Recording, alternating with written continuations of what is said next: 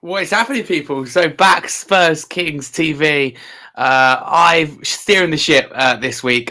So yeah, apologies about that. I have to see how it's going. I'm joined, as always, by my co-host TJ. TJ, how you doing? Hello guys, I'm alright. I'm just a bit ill today. Getting back into the streaming mindset, but I'm good. Thank you for having me on, and thank you for all the support. Well, let's get into speaking about Spurs. Absolutely, let's crack into it. It's great to have you back, TJ. And also, talking of co-hosts, I'm joined by my fellow co-host of Part Lane Podcast, Callum. How you doing? Yeah, I'm all right, mate. I'm like T. I've missed quite a few shows for nearly a month. I think the last proper one I was on was maybe the first one in January. So yeah, it's good to be back. It's let's try and get steering the ship in the right way. Absolutely. I'll let you guys judge in the comments below as well how I do at the end of the show. But big up to everyone listening live on YouTube. Big up Luca, who's in there nice and early. Big up Haz, who's absent. That is why I'm hosting. So big up Haz. Big up Richo. Big up Barney. And let's scroll down. There's a lot of comments, so thank you very much. Big up Jay. Barney says big up Jay. So yeah, there's a lot of comments in there already. See you all tomorrow. Yeah, we shall see. We'll come back to this. We're certainly going to get into it in today's show. A lot of people said even Callum as well. Big up everyone. Big up JJ, and we'll go through your comments and questions throughout today's stream. If you are new to the channel, don't forget to smash that subscribe button. So subscribe. I need to get my head around saying this. Spurs Kings TV. Obviously, have the Friday show. Usually me, TJ, and Haz. Today we're joined, as I said, by special guest Callum. Also, don't forget to subscribe to my channel, Scarfy Spurs, where this is also being streamed. But without further ado, let's crack straight into it. And I want to, before we get onto the January transfer window and before we get on to Everton tomorrow, I'll come to you first, TJ, and talk Brentford. So thinking about before that Brentford game, what were your thoughts on the lineup an hour before? Because we saw that Maddison started, Skip was preferred to Højbjerg, Johnson was benched. So what do you make of it? You know what? It was a good lineup, to be honest with you. I was a bit surprised to see Brentford Johnson on the bench, but a lot of people have been calling for him to be dropped. Harsh. It's a bit harsh, but it was a good lineup. First time seeing Maddison and Bentancur together as well, so that's a bit of a. It was a bonus, but we've got Son away, so our lineup won't be like this until they come back, right? So yeah. For me personally, it was a lineup that I would have lined up with. I just thought Johnson, I think he could have started over Kulusevski. Maybe, look, again, it was a weird lineup because it took me by surprise. Yeah, absolutely. And you're not the only one who would have taken by surprise. Callum, are you in the same boat? Did it take you by surprise? What are your thoughts on the lineup for Brentford? No, I think it was pretty much what he would have gone with. I think everyone, like T said, with Johnson, it was a 50-50. I think Johnson, the way that he has been the last couple of weeks, I think he did need the break. And it's like Ange said during the game, that it gave Johnson another perspective to see what was working, what weren't working. And obviously in that first half, we knew not a lot was working. So, I mean, yeah, it was good to see Madders back as well. I think that we kind of expected him to come straight back in because he's one of our best players. So, yeah, within reason, maybe Højbjerg in for Skip.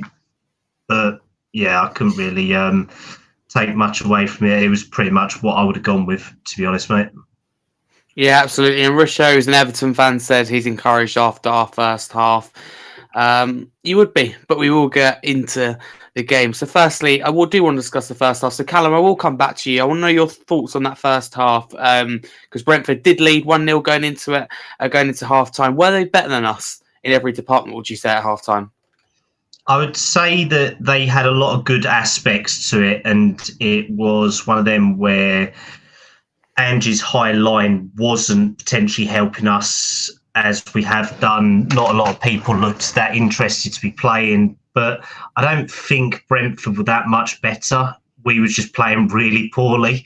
And I would have said equally we should have been level at half-time with obviously Collins deciding that he wanted to kick himself over to stop that goal. And the only reason it didn't go to be because the ref did make that on-field decision to blow the whistle. So, yeah, we were crap, but I don't think Brentford were much better, to be honest. And Morpie and Tony, they're nothing special, to be honest, even though they like to think that they are.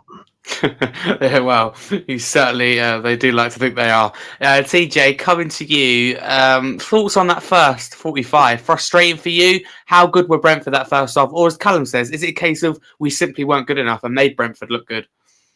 I know you've asked me for the first half an hour, but honest opinion, I was actually pissed off for the whole 90 minutes. We were so poor. You know, the reason being, even second half, and I'm going to explain something. We played into Brentford's hands. They set up in a way to contain us. Now, I'm not going to throw my toys out of the pram for a rubbish first half, but you can play pretty football and get nowhere with the pretty football. Look, we had more possession in the first half, but for me, I just felt we were poor. We had about 10 minutes in that game of good quality football. It's a bit of a shame because I generally believed that we would crack on after our poor result from Man City, you know, because even in that game we were very poor. And look, I don't want to be negative, but see, look, we won. Yeah, we won, but there's ways to win as well. And for me, definitely ways to win. Yeah, Brentford were a better team, and on another day, Brentford would have won. Okay, that was my honest assessment. And a lot of people, this is just my view. Again, a lot of people can disagree with me, but I wasn't impressed, to be totally honest with you.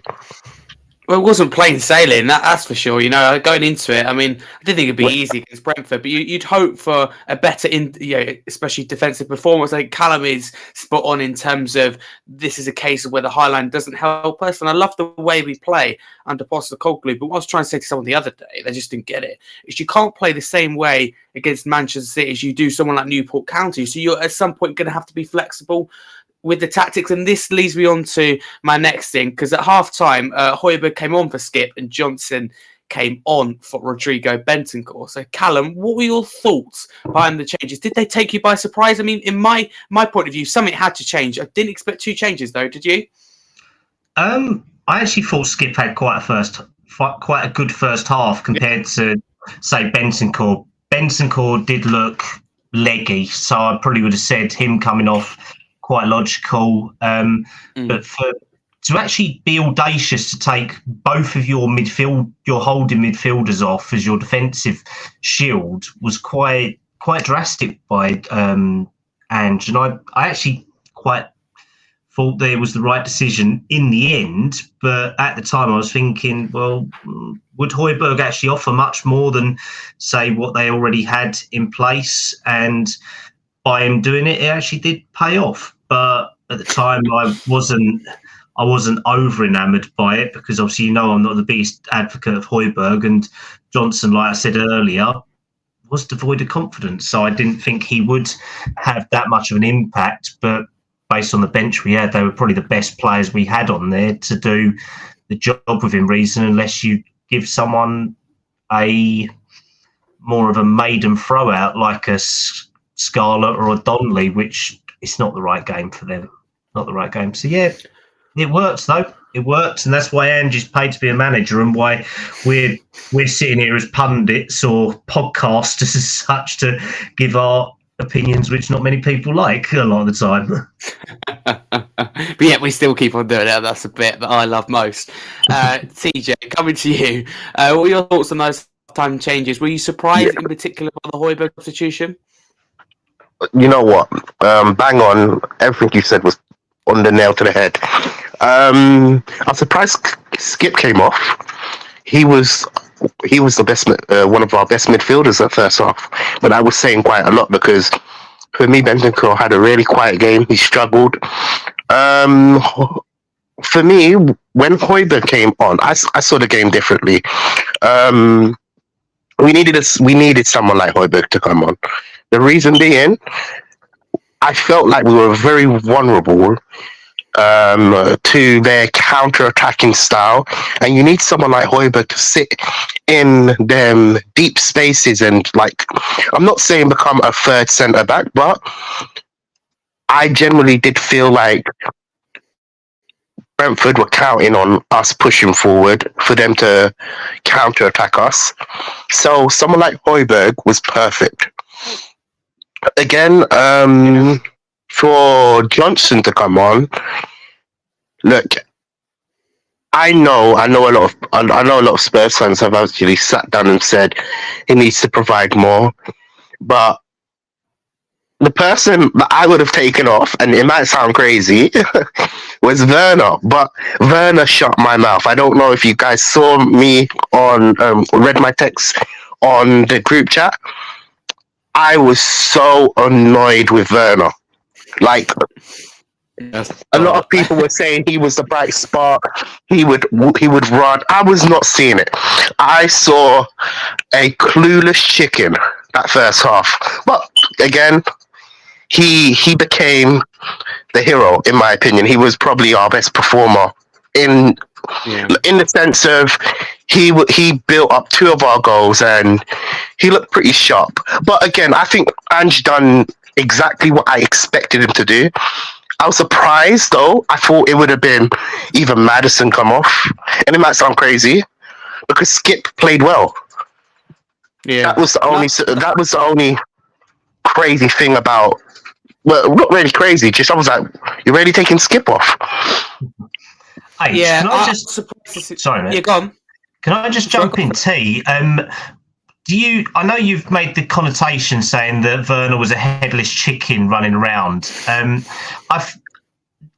The thing that I took from the game of Werner in the first half, he was actually trying to make stuff happen, and that it was our inability, like what we did against City, to actually read the game properly and look for Werner in them spaces, because he was actually trying to make stuff happen, whereas our midfield and even probably our defence as well just weren't looking. Because down the left, Werner had so much space and all that, and maybe having to run around like that was what we needed. And if we had some more football common sense, we may have used that to a better advantage than him looking like a headless chicken.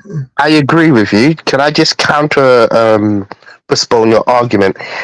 You can have a lot of the ball, but if you don't have end product, I'm just talking about first half.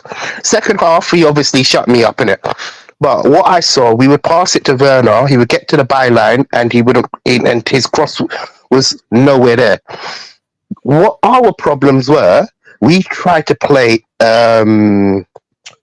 our traditional inverted wing backs when nobody would take on the wing's position. Dogi was really poor towards, like, I'm not just for the whole game. I just felt like he had such a poor performance. What didn't help him was Werner's end product. I just felt like it was pointless us going down that side because he would always misplace a pass. Again, the system that Ange changed, it kind of like opened it up, and then he must have look whatever he gave the players at half time, probably gave them crack, cocaine. I don't know what but they turn on. They turn up. Werner was making. There was one chance he ran in and ran back, and then it was just a different player from first half. That's what you want to see from Werner. Yeah, no, ideally. I agree with you, mate. That inverted bit was not helping us. Everything we was trying to play through the centre, weren't we, in the first half? There was no expansive play or anything like that. It was straight through the middle, and you're coming up against a Brentford wall of three centre-backs of Ben Mee, Pinnock and Collins, who, within reason, they're quite average centre-backs, but if you put everything in front of them, they're going to stop you and all that. So we didn't utilise the sides and the width properly. And that was our problem. I felt first half, no matter how many chances we would create, there was no actual final. Look, there was maybe two shots. Werner's clip back shot, and then who else had that second shot? But other than them two shots, I didn't think we would score that first half. So look, for me, again, I'm gonna give credit where credit's due. I was wrong about Werner because second half he performed and he was the reason we won because he started running in spaces and actually taking on his man, and he actually had a bit of emperor. Yeah, I just question. You know one thing I question as well. Do you think Ange has a second? Okay, cool. Obviously, he changed up his style, but do you think they implement any second plans while they're playing? Because you know what, it's like you do something, you play pretty football, and that pretty football don't end up in a goal. And look, it looked like we were trying to walk the ball in the back of the net. Do you mean like a plan B, TJ? Something like a plan B. Yeah, so can I just chip in and say one of the things, and I love Ange Postecoglou, but one of the things that I've repeatedly said on a lot of podcasts is, if anything's going to stop us from winning trophies under Postecoglou will be games where we play against low blocks, for example, where we're not willing to change something. I looked at that Manchester City game and went, we just need to change one thing. Instead of necessarily passing it on the floor, which you can still do, but the ball over the top to Werner, because Walker, I know he's quick, but we need to give Werner something, or move Werner to the middle because he's maybe not going to beat Walker, or move him to the right, because of Ake on the left, he's not quite as quick as Walker. So things like that, where you change the tactics, simple, where you put the ball over the top, where you look for individual players, something we should change a bit more. However, I think at times like Manchester City, the Etihad is one that really stands out to me, where he went at half time, right, we need to bring Højbjerg on, because he went with three pretty much attacking midfielders. He realised that was too much. So I think there is a plan B. Whether it's used enough is a different thing. But Callum, where do you stand with a plan B under Ange? Well, we've had plan Bs under... Well, we ain't had any plan Bs under Mourinho, Nuno or Conte. So, I mean, plan B is... Well, I guess he did implement a plan B at the end of the Brentford game, because he did go to a back three, didn't he? He brought on Dragusin for that. And so it kind of did push our fullbacks forward, which was quite interesting. I don't know whether it worked, because realistically, the game was pretty over and done with, apart from us probably not retaining a lead properly, how you would think from a more experienced team. But yeah, plan Bs are more for if you're playing lower league opposition, or like you said, these low block teams. And I think the plan B has to be that maybe you put someone else in midfield. Potentially, if you go with a midfield three, you drop someone into a holding position, and then you have two pin men who go through as sort of number eights instead of the roles of number sixes, say, for example. It can work, it can't work. It just depends on what personnel you have available, to be honest. And I think that whoever was on the bench doesn't really give you the aspect of a lot of confidence in plan Bs at the moment. All. So I mean, it's really. Mark's come back and said we did have a plan B under Conte. No Conte team ever got battered. Yeah, we didn't get battered, but we never scored enough goals. We'd score one and then play the most turgid, boring football in the world. But it's just my opinion, Mark. Just my opinion. Yeah, I think we play good football, but sometimes good football don't always work out when you need a plan B. So if Ange does have one, like you said, H, it might not just be needing to be implemented fully yet. And he's still only, 6 months into his tenure, maybe 8 months. So you can't just have everything your own way. We're going to win games. We're going to lose games. We can't poo-poo that at all. But before we move on, TJ, I'm going to give this to you. What do you make of Haz's question here? Haz says, do you think Son is going to have to play on the right if Werner or Richarlison carry on this amazing form? No, you know what? Sorry, hold on 1 minute. I'm just going to cough. Hold on 1 second. No worries. No. You know what? See, I think we need to look. A lot of Spurs fans are going to disagree with me, but we need to still be patient with Brennan Johnson. He needs to build confidence, and I feel like a big run of games will do him good. And look, a lot of people might disagree and say he's not good enough. He doesn't have the technical ability, but this is where Ange comes in. He's obviously seen these players in training, and he's obviously going to get the best out of these players. So we have to obviously support them as well. A lot of Spurs fans have turned their back on Brennan Johnson. Again, with a pinch of salt.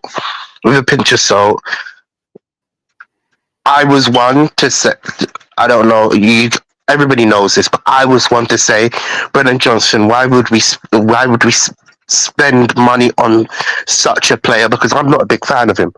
But in order for him to at least gain confidence, you have to play these players. Son, for me, he can rotate between left mid and strike. Left wing and strike. I don't see what the problem. Right now, Richarlison's on really good form. Werner, the form that Werner is on, look, he's not on really good form. He only had a good good second half. That's not good form. He needs to do this day and match, the next match. Look, if he has the same kind of input, then maybe we have to start thinking about playing Son on the right side. But again, I just feel like it's a confident thing with Brennan Johnson. He needs to have a few games to his belt, and we just have to be patient with him. The same. Agree. We were patient with Richarlison. We have to be patient with Brennan Johnson. Yeah. Agree, completely agree with you, TJ. And Mark agrees with you as well. Mark says we need to give Johnson time. I agree with TJ. Ultimately, we need to back every single player when they wear the shirt, get behind them. And I think personally, let me know what you think in the comments below, guys. But when we have a fully fit forward players that are all fully fit, for me, it is quite promising. Okay, it's not, at one point, maybe we had the best front three, arguably in Europe, in the Premier League. There's questions when we had Kulusevski, Son and Kane. But you think that when we've got fully fit, the options that we have in Werner, Richarlison, Son, Brennan Johnson, Solomon when he's back, who I still think's got a large part to play. I liked him at Fulham. So we've got a lot of players. And what really stands out to me is I look at the majority of them and go, they can play anywhere across that front line. That flexibility, and that is great. And that we talk about plan Bs and that things aren't working. Werner can play up front, Richarlison can shift to the left, shift to the right. Some can play anywhere probably across that front three. That's what's really nice. We have a lot of impact players and a lot of versatile players. But before we do move on, if I can find it, I was going to ask you, yes, there you go. Callum was going to ask you the same question that was popped up from Haz earlier, which will appear on your screen now. Says, do you think Son will play on the right if Werner and Richarlison carry on this form? TJ's given his answer. What do you reckon, Callum? I think the good thing with Werner, he can play in all four positions there. So, I reckon if Son does come back, I mean, I don't know if you guys have seen, he's obviously through in the Asia Cup and all that as well. So there's a good chance he won't be back until mid to late Feb now. And we're looking late February, including recovery time probably and travelling back, etc. So probably late and probably a big bloody celebration out in South Korea somewhere in Seoul and all that as well. But I would say Son's got to go left. If anything, he's never really been that great on the right. He can interchange, but I don't think it's his strength. I'd say Richie up top. If he does continue his vein of form, you go Son left, Richie top. Then I think it's between Werner, Maddison and Kulu after that, between the sort of 10 position and the right wing position. But I still think you could play Kulu on the left. He likes to cut in with it. We just never really tried it. So use him. That's I forgot to mention. See, I forgot one. Very key one in Kulusevski. You think of players, that midfield option, someone who can play midfield when they're fully fit, right? You have your Basumas, your Sars, your Bentancurs, your Lo Celsos, your Maddisons, your Kulusevskis, your Højbjergs, your Skips, your Donnellys. That's not only for me exciting now, that's exciting going forward. I don't think anyone else has that depth. The closest probably to it for me is Manchester City. They don't, even that, I still question whether they have as much depth, and this is what gets me excited, and I will defend the owners when it comes to the recruitment. That is a top class midfield. But I do want to move on, go back to the Brentford game, because the doggy scored in the 48th minute, equalising to make it 1-1, the perfect start to the half. And then straight away, Johnson, 60 seconds later, 49th minute, scored, tap in, back post, assist by Timo Werner. Very, very nice. TJ, you happy for Johnson? Obviously, briefly mentioned, but what was your thoughts on that start to the second half? Because 1-0 down, we come out, and within 4 minutes of the restart, we're 2-1 up. We definitely needed it. You know what? To be fair, I missed the first goal because I was actually in the toilet at the time. And then I nearly missed the second goal. And then I nearly missed the second goal. You know, It was so quick. But that was the start we needed because, like I was saying, the first half was, I was absolutely annoyed. Again, you know what? We were talking about Brennan Johnson just a minute ago. The fact that Brennan Johnson come on will give him confidence. You know, we have to get behind these players. You know, and sometimes it's about being confident. I don't know. Beside my point, I would like everybody to go watch DR Sports. They brought Ledley King on for a special occasion, and they interviewed him about his career and how his injuries affected him and all of this. Right? Cool. The one thing that he mentioned was about being backed and confidence. You know, you need to have confidence within yourself to play the way you played. So I'm just paraphrasing. I took that one statement and realized most of these players play when they're loved. Look at Richarlison right now. He seems like he's over the moon. Last year, nearly everybody wanted him out. So, again, it was a good start to the second half. It was just a bit frustrating that we gave them insight back into the actual game. Whether Udogie saw him or not, who knows, innit? But we'll get onto it. Don't worry, we'll get onto it. Cool. Maybe I'm powerful. Yeah, but that was second half was really good. To be totally honest with you, it's just yeah, fair enough. Coming to you, Callum. Yeah, so basically, same question. You know, perfect start. And what do you make of both goals? I mean, you envision at half time, 1-0 down, of turning the game around. What, within 3-4 minutes? We've done exactly that. So talk me through it. Yeah, no, it was a good start, and I think Andrew would have been happy with who he brought on. It paid off. Højbjerg and Johnson were both linked in with the first 2 goals that happened. Obviously, Udogie, like Tiers said, it was a good goal, but he kind of had to do that to redeem himself after such a.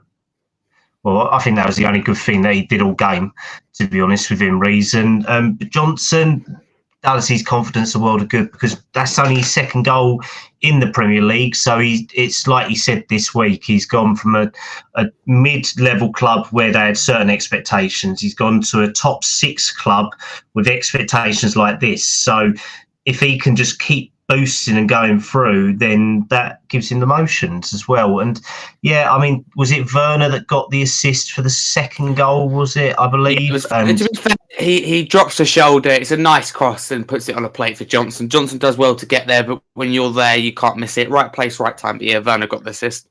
Yeah, and I think, wasn't it that Werner theoretically should get something for Udogi's first goal as well, but 50-50 in terms of an assist? Because it was deflected, but he should, shouldn't he, really? If you think about it. I think under FPL it allows you to have an assist, but anything else it doesn't. Yeah, so I mean, yeah, it was a good start. It was a good start, and yeah, it kind of set us up for probably, like T said, the good 10 minutes of a very dogged, turgid game for us. I think that was the best way of putting it, mate. Absolutely. Yeah, couldn't agree more. But Richarlison did get our third goal in the 56th minute. 7 goals in 7. So, TJ, coming back to you, how good is it to see him playing with confidence? And, like, where did you stand with him last season? Did you want him out? Were you still behind him? And you know, are we seeing a different player this season? You're going to think I'm very controversial. He's playing wonderful, but I will explain why I'm still like this. The confidence is clearly there, but I still want Richarlison out. Not because I have hate for him, and not because I dislike him. The confidence is there, and he's scoring, and that's what we need. That's the fundamentals. You're a striker. You need to score, right? It's just I have assessed the options in the transfer market, and I generally believe we can get better. Who do you think? Can you give me a name though that you think we can get better? What's stopping us from getting Ivan Toney? Money. We're the richest club. But TJ, can I put the question to you? Would you want someone like Ivan Toney at Spurs, who potentially is the wrong attitude for the dressing room? No, it's about. Okay, cool. I agree with half and half with that point, right? But great player, don't get me wrong. Yeah. No, but I'm looking at it from a perspective we can improve. And okay, Richarlison for me has improved last year, but I still want better. I still want an over. See, this is now where I'm going to contradict myself now. Do you remember in the summer when I said Kane would have to go? I'm basing it off of our previous strikers that offered way more. But again, look, with a pinch of salt, this is not me hating on Richarlison. Again, I want to make myself extremely clear. Even though I want Richarlison to go, if a good offer was to come in, let's just say someone put 70 million pounds. The amount that you take for Saudi, 70 million pounds. Yeah, 70 million pounds. Yeah, 70 million pounds. Okay, that's a fair enough. Look, 70 million. You're not going to get more for Richarlison. I don't know if you get that. To be fair. I reckon a lot less. I think in this market, 40, 45 max. Yeah, so that's the thing. So I don't think Spurs are selling because they can't take the choice to risk losing that much money on an asset. It'd be logged as negative against the FFP stuff for it. It would actually work negatively against the club to sell Richarlison for that. So then you're in a whole different ballpark. You wouldn't get more than what you bought him for. You get, for me, significantly less. As Carl said, we've got a lot of clubs struggling with FFP. They aren't going to pay that money. But TJ, would you keep Richarlison if a good offer like that doesn't come in for Saudi Arabia as a backup striker? I get what you mean in terms of... Oh, yeah, 110%. No. Look, when I said I want to get him out, I don't mean I want him out gone now. I would 110% still keep him. You know, 110%. Yeah, I get that. Yeah, I would 110% still keep him. It's just, I'm looking at it from the perspective of improving. The same way, I could equally say, look, Werner was a low risk, a low money buy. And if you sat down and you would said, okay, cool, we don't sign Werner, we get someone better, 110%. Yeah. That's just how I see improving on the players that we have, because you can only improve and go forward from there, you know. And although Richarlison is there, I think we can get better. A Watkins comes available, respect that. you know. Yeah, Watkins, You know, like I just listed Tony, Santiago. You look, even Rashford. Is Rashford an improvement to Richarlison? It's attitude again, T. It's all about the profile of player as well that Ange want for it. So that's the thing. Tony, wrong attitude. Plus, we're not sponsored by a betting company, so there's not a good chance he'll come and join us for that. But someone like maybe a Ferguson from Brighton, exactly. Santiago from Feyenoord would maybe be a big risk, because the last two strikers that have been top level that have come to the Prem from there have been, I believe, realistically, Anthony, when he was at how big he was at Ajax, look how that's worked out. And obviously for us, Vincent Janssen, look how that ended up. So it's always a risk buying strikers from Dutch league as well. But remember the likes of Gift Orban, who a lot of fans wanted, now is really struggling to get in the team. Yeah, well, he went to Lyon, didn't he? He went to Lyon this January, if I'm not mistaken. And I was listening to Paul O'Keefe was speaking last night, and he said that Spurs tracked him. And Leon offered him the game time, so it was a move to kickstart his career. So you know, a lot of people do get carried away. But TJ, for me, Richarlison's a player who I look at. We want to be in Champions League football, certainly in Europe next season. And Richarlison's a player you can play anywhere, and can come on the bench. And I get what you mean. I get what you're saying in terms of in the future when we want to hopefully challenge for the league, for example, or domestic cups under Postecoglou. You know, we have to improve. Richarlison to score 40 goals. I absolutely get that, and as someone who likes Richarlison, he's not your Haaland. He's not going to score your 25, your 30, 35 goals a season. He isn't that kind of striker. He's a player who lives off confidence. He's an impact player more than anything. So I absolutely do agree with you. But I do want to move on, and Callum, coming to you, because in the 67th minute, getting back on track for Brentford, we'll get into the January transfer window next. Doggie's back pass to Vicario, attempted back pass, should I say, fell to Tony, who scored. And initially, I was fuming at a Doggy. I watched the highlights back. Van der Ven, who had a glance, well, you would have thought saw Tony there, going, pass back, right?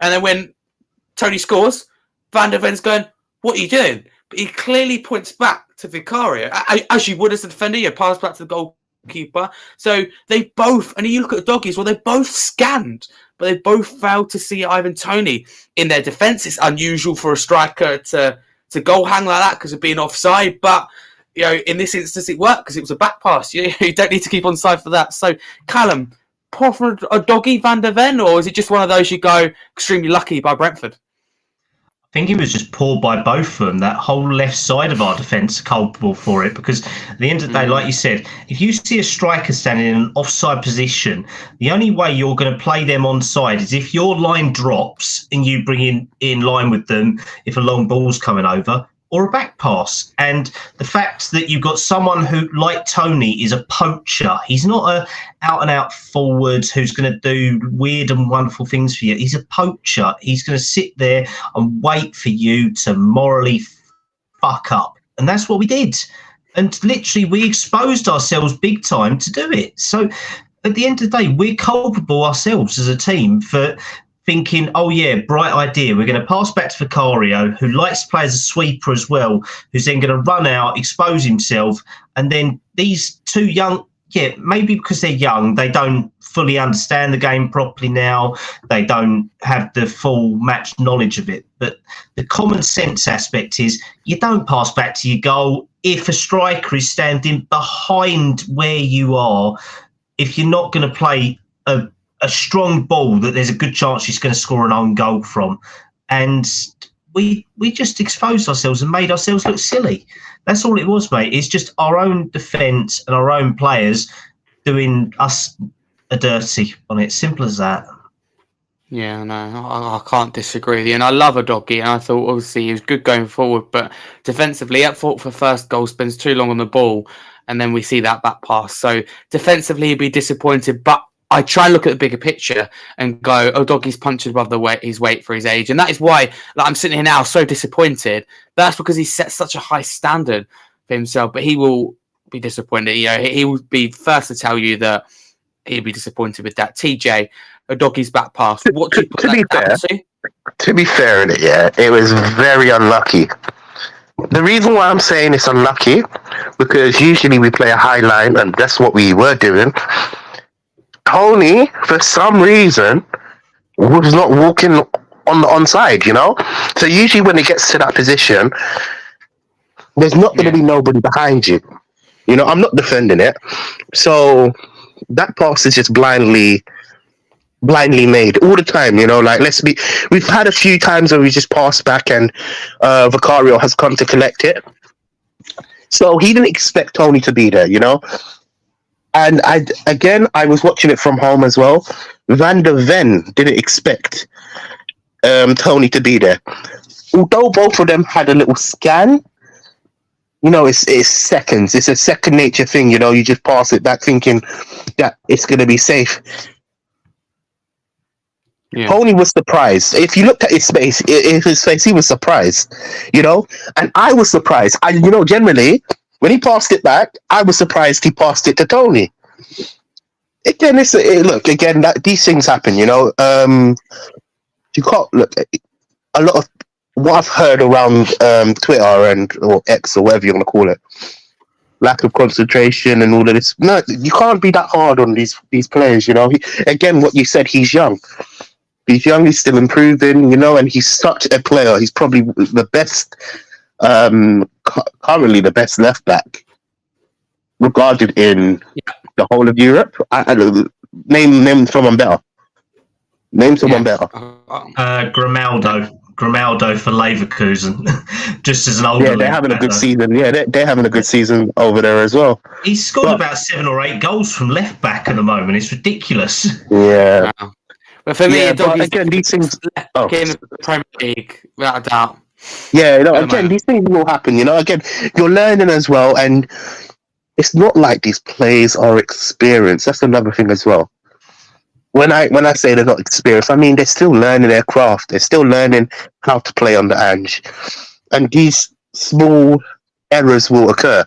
It occurred at the wrong time because it gave Brentford the power and the will to try go for the win, you know, when really and truly we should have kind of like looked it up and just, I'm not saying go defensive, but I'm just saying like protect that lead. Yeah. No, I absolutely get what you mean. But before we move on, because we've still got the January transfer window and Everton to discuss, I want both of your player of the match. I don't want why, so we can move on. Just player of the match. So Callum, coming to you first. Who's your player of the match? Probably Werner. Okay, thank you very much. TJ? Werner as well, man. Werner was amazing. Yeah, they got a 2 for Timo Werner. For me, it's probably Werner, just about over Richarlison. Very, very impressed with him. I think he's only going to improve, but we have to see. Now, moving on. TJ, I'm going to come back to you, talk about January transfer window. Are you happy with our window? What would you rate it of 10? Am I happy with it? Yeah, I am. Look, again, January is a difficult window to actually get players in, right? And we've done business that has helped Tottenham move forward. I think summer's going to be very interesting for us, right? But I give it an 8, a 7.5, 8. Because look, we're clearly the only team that has actually been doing business in the Prem, you know. So take it with a pinch of salt. It's been a good window for us. and the profiles of players that have actually been linked. Man, this is the first time I've seen us scout on FM. Most of them players, like, no kidding me in it, because I play FM quite a lot. I'm seeing players I play in the game, which if I'm not saying I'm a manager, but if I'm scouting them players, clearly Tottenham's doing something good. Love it. Absolutely love it. Callum, what would you rate our transfer window out of 10? And if you could summarise it. I think the summary would be common sense. I think we actually looked, compared to other windows, we've actually had a common sense plan of what we needed to do. So Dragusin coming in, needed to replace someone for Sanchez. We did that. Taking the opportunity for Werner. Yeah, I would say it's a no-brainer and it's common sense. It's the fact that there was 10 people on that list of what I've heard for the forward position, and Werner had the right profile, the right attitude to it. A loan with a cheap fee. It's no risk, rewards, versatile. There's so many things. Pace suits the system. So if he's really crap, if this is his best 2 games out of all of them, and he's crap for the rest of it, we ship him off in the summer and he becomes RB Leipzig's problem again. Simple as that. If he does well for us, then it benefits us. And for 15 million, when you're considering he went for 50 million a couple of years ago, I don't care if he don't score goals. If he keeps assisting and he makes other people score goals, then so be it. So, and then to actually then to get Lucas Bergvall in as well. And like TJ said, H, you know me, I love FM. I'm always playing it. I see all these young prospects. Lead me on to my next point. Talk to me, Lucas Bergvall. Lucas Bergvall, very good young Swedish prospect. Even made his debut already for Sweden, and he's a sort of, well, they've compared him to the Swedish Dembele, which doesn't really help considering the last player we had compared to Dembele was Ndombele, and look how that ended. But no, he's a good young kid with a lot of potential. He's sort of part of this new golden generation for Sweden coming through at the moment. So, yeah, he's got growth in him. And to actually promise him to come in like Sarr did, to come into the first team, if he does finally link up with us in the summer, it's a positive move. And when you think that to all 3 players we got this January, barring youth players, all of these players are going to be into the first team squad, and we've actually beaten powerhouse clubs for them. Now, I'm not saying that Spurs are the biggest club in Europe or anything like that, but there's a certain air about it and a certain swing that the club has got. There's a structure, there's an outline, there's not just for the present, but for the future looking at as well. And we're beating clubs like Barcelona, like Bayern, like United for all they are at the moment, but they are still a big club. We're actually, because of Ange, showing people that if they want to come here, then you're going to play for us. Simple as that. It gives a really good aspect to it. That's the thing. So I'd probably say the window maybe a 7. I'd say there's still gaps, but you can't solve everything in January. You absolutely cannot.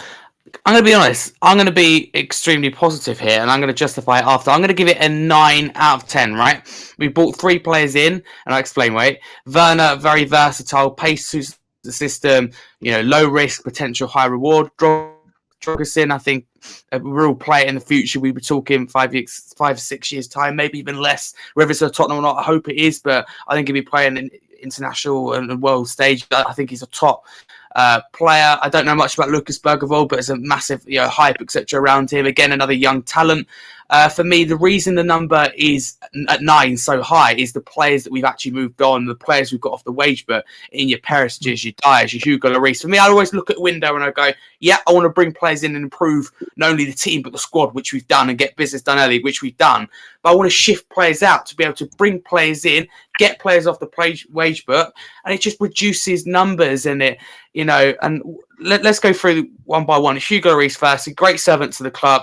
Time to go. Not going to get football in safe hands now with Vicario. Thank you very much. Perisic injured anyway, leaving as a freight. It just made sense for him to go off the wage, but it just made so much sense. Dyer, again, been at the club 10 years nearly now.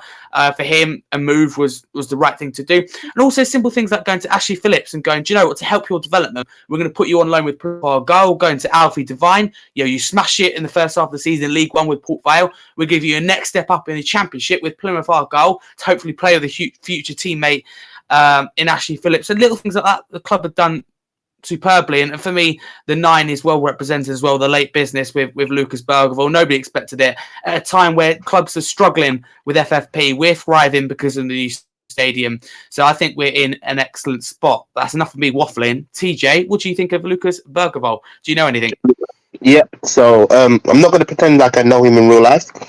However, I was managing a save for Crystal Palace.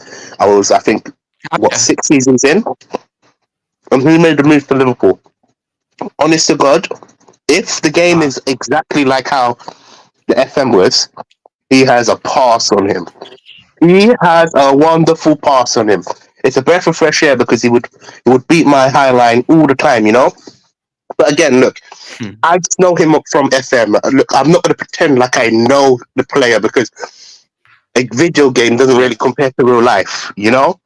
But True. From what I've been told of him and how I've done my little YouTube compilation, he seems like a decent guy and he seems like he has a pass on him. So the game clearly got that right because he would break my life. Look, no kidding me.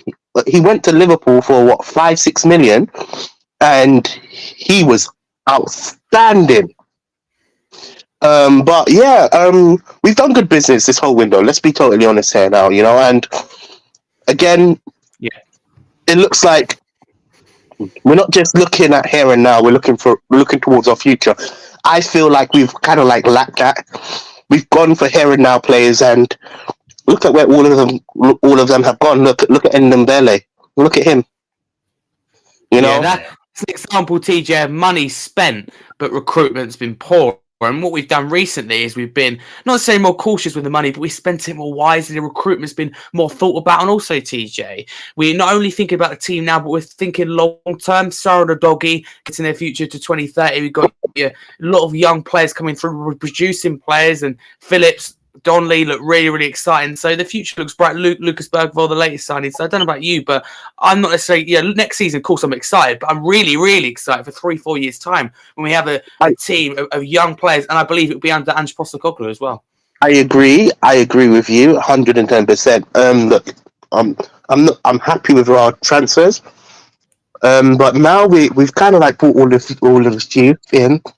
We need to start seeing it implement into the squad as well. You know, giving our youth opportunities from the youth setup to make their way to the first team. One thing I would suggest, and it's just a question: do you feel we lack? Do you feel we lack in experienced players? Example: the reason why I'm saying this, I saw an X again scrolling on X. Someone said this window has been really good, right? However, we need to change our setup now and buy some experienced players because having a young squad doesn't correlate to having experience. So now I've just reworded the question. Can I answer the question first? I'm going to say no, because I think I look at someone like Timo Werner with already Premier League experience. I look at someone like Højbjerg, the experience of seeing out a game.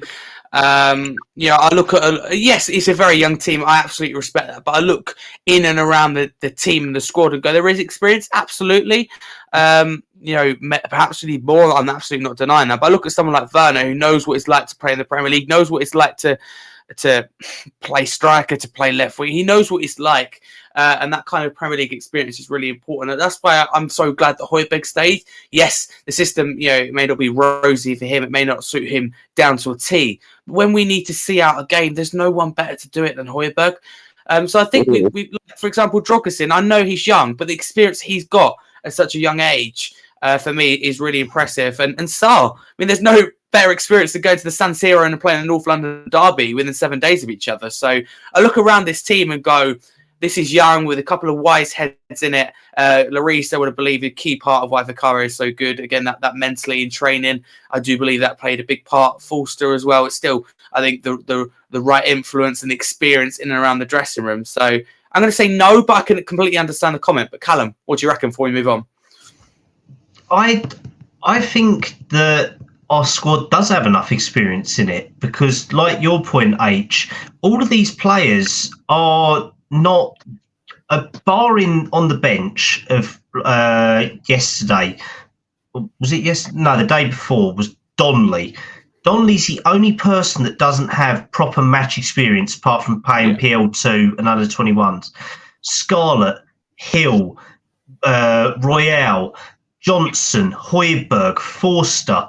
There's more than enough experience in there. And like you said, with all of the youngsters as well, and if I can link it in just with the transfer window bit a little bit as well, where when you think Scarlett been on loan to Ipswich, and then I think he was at Portsmouth last year or something like that as well. He was, He got a lot of games. Troy Parrott still to come back in. Massive experience he's getting with Excelsior this year as well. Devine, Phillips, all first-team players now for Plymouth as well. So they're going to come back in and have experience in League One and Championship across them as well. Reguilon, I can't really agree. Can't really throw him in there because I don't think he'll be there in the summer. But if you bring Tanganga in as well, Tanganga, first team experience from youth level into Tottenham first team, not great at Augsburg, but obviously now playing at Millwall as well. And then when you start going through the first, that will suit him. I think that move. I think that if he comes back, he could be a backup option if you consider it. But then when you go through all the players in our first team, you've got players like Maddison, who's been at Coventry, Norwich, Leicester, experienced relegation with Leicester. There's no worse or better experience than relegation because then you know that you've had to play through all of that. Johnson, Richarlison, all of these players have got more than enough experience. And I mean, I hate to talk about that lot down the road, but to have a young team, they had to go through it tough and all that as well. A lot of their players have been out on loan and come back and done well as well. So I think there is enough experience in there. And the model is right, but it's got to continue. And there's, like T, I had a look at X and I saw a list of youngsters who are sort of the big ones from our academy and sort of first team. And you got Sarr, Udogie, Valise, obviously getting his experience now with Seville, which doing the world of good. Donley, Devine, Scarlett, Bergvall, Phillips, Dorrington, Vuskovic, Moore, Niall John, and other people like that. There is more than enough chances there for people to step up. And Ange said that if people are ready, he'll give them the game to play. Yeah, 100%. I agree with you. I totally agree with you. So I think people saying that if you need an experienced team, we had an experienced team under Mourinho, Poch, Conte, Nuno, didn't do much. So let's try it with Ange, see if he can get a young team to do something. And if they do something, then great. If they don't, then who knows? But it's still his first season. Let's just go with it and just go with the flow because I'm not expecting anything from this season. Simple as that. I agree with this comment here from Toxic Headshot. You know, this is his first season and patience is needed. I mean, maybe I'm getting a bit carried away, but I'm excited for the future. But at the same time, we fall away and finish sixth. I'm not going to throw my toys at the pram because I recognise that we're on the right path. We're playing the right brand of football. So, kind of, I completely agree with you. Yeah, that's the thing. If we end up sixth, who gives a flying fuck, mate? At the end of the day, we're playing football that we're actually enjoying. If I said to you guys tomorrow, right, I've got it, Everton's playing at the Tottenham Hotspur Stadium and I've got tickets for you. If I'd have said that last season with Stellini and Conte or with Ange this season, yeah, it's hands down. You'd go to watch the Ange ball, wouldn't you? And go and watch us play this season compared to that turgid crap. So if we're playing well, and like Toxic said, just if we go and do something right and enjoy ourselves, and second season we can start expecting stuff. But this season, within reason, Ange has got a free hit and all that. Yeah, it's disappointing being out of the cups, but everyone was predicting us to be mid-table or even in a relegation battle. So, I mean, look how we proved that wrong. to be honest. And we've got 16 games left. So if we've got 16 games and we come 5th or 6th or even 4th or 3rd or even 7th or 8th, let's just bloody play and all that instead of just going on about rubbish crap, as always. We're the most fickle fan base in the world.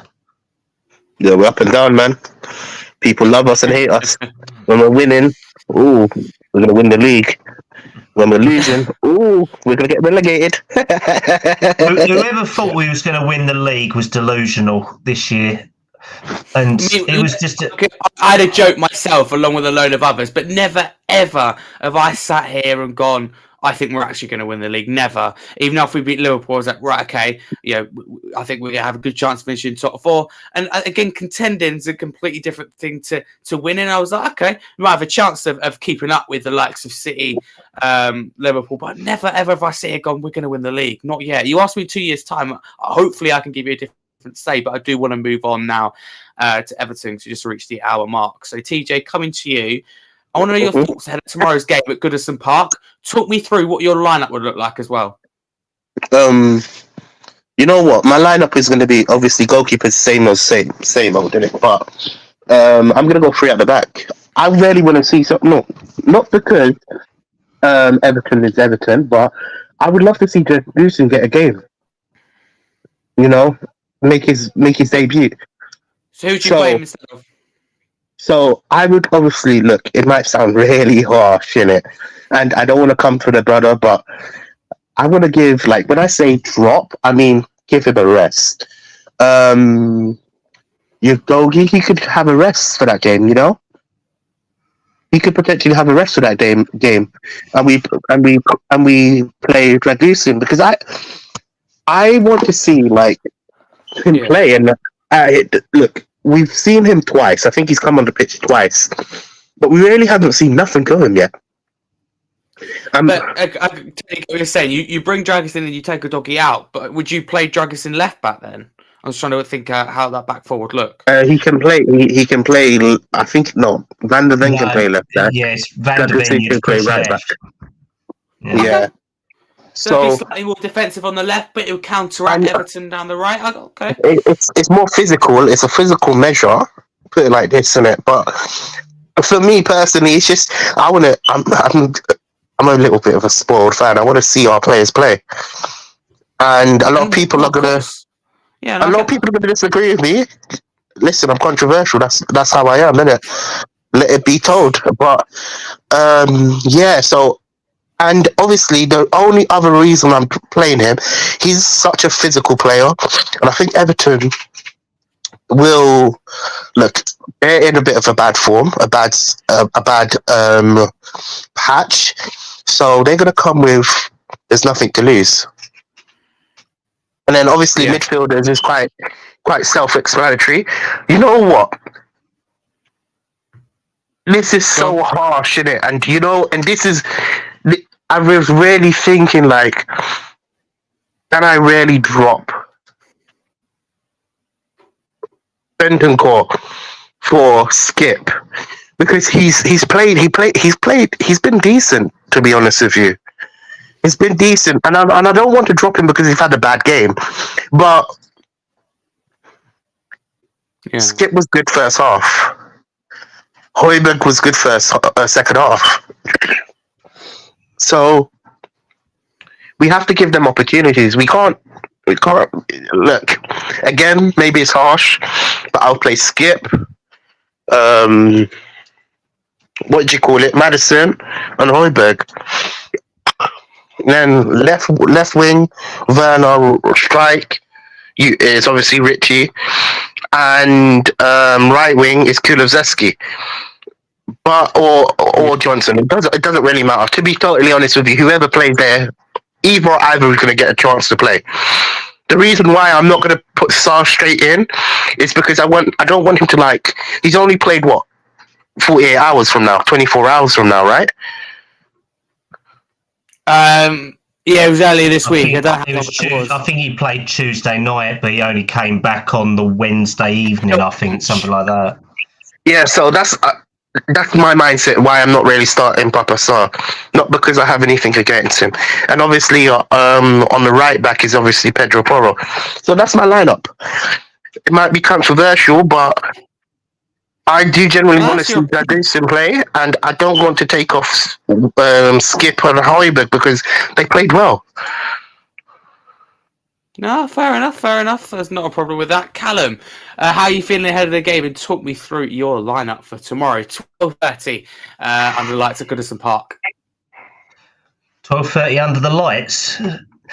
Yeah, it doesn't really make sense, does it? 12:30. Oh. I was going to say on TNT Sports, but the other day I used to under the lights. It won't be under the lights, under the daylight.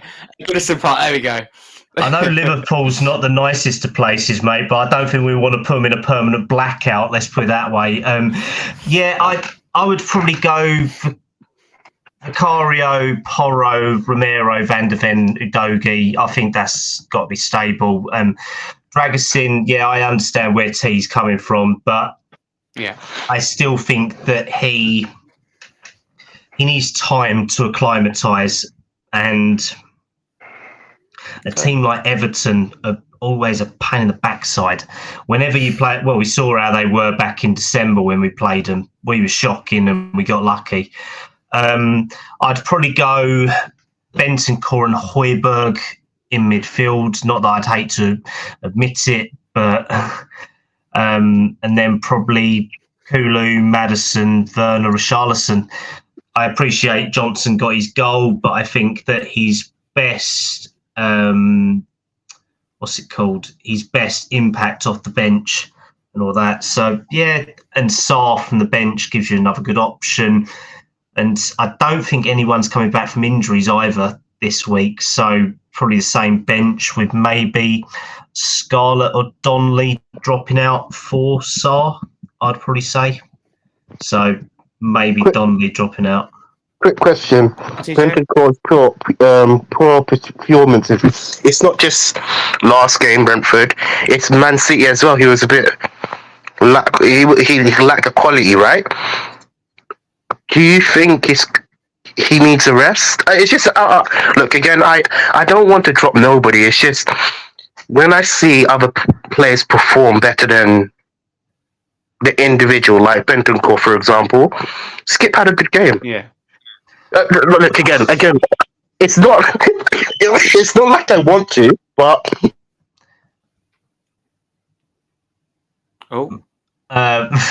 if I pick up from where T was saying, I can understand what he means in regards to how Bentancur has been and how Maddison has been as well. But players need to play to get into sharpness and form. So I think they've got to play through this stuff. They've just got to keep playing and play themselves into match fitness, because if not, it's pointless even doing it. That's the thing. True.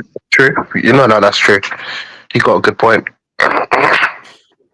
But moving on to score predictions. Callum, give me your score prediction tomorrow.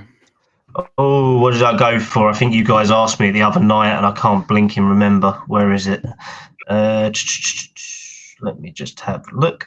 I went for a 3-2 Spurs win. You're going to go 3-2. So a lot of goals, 5 goals in it. TJ, is it going to be as many goals? 2-1 Tottenham. 2-1 Tottenham. Absolutely take both of yours. I wish you said 0-0. I look at it and I go, I can see it being really frustrating, right? Everton are really strong defensively. I can see us not getting the final pass right, the final shot. I think could be in for a frustrating afternoon, but that kind of wraps us up for today's show. So massive thank you to everyone in the chat listening on my channel and also Spurs Kings TV. So, apologies. We did miss any comments. We tried to go through as many as possible. Callum, thank you very much for coming on. Last minute, I'll let you know. Where could people find you and talk to me about Park Lane Podcast? As always, mate, thanks for having me on. And yeah, it was good to be back. It feels nice to actually be talking Spurs again. So as always on X, it's at Callum Stubbs 97, and I am one of the co-hosts of Park Lane Podcast. I may be back this Sunday. I will be confirming most likely tomorrow. So yeah, if you want to, come check us out, and we're always happy to talk and go through stuff with people. Yeah, absolutely.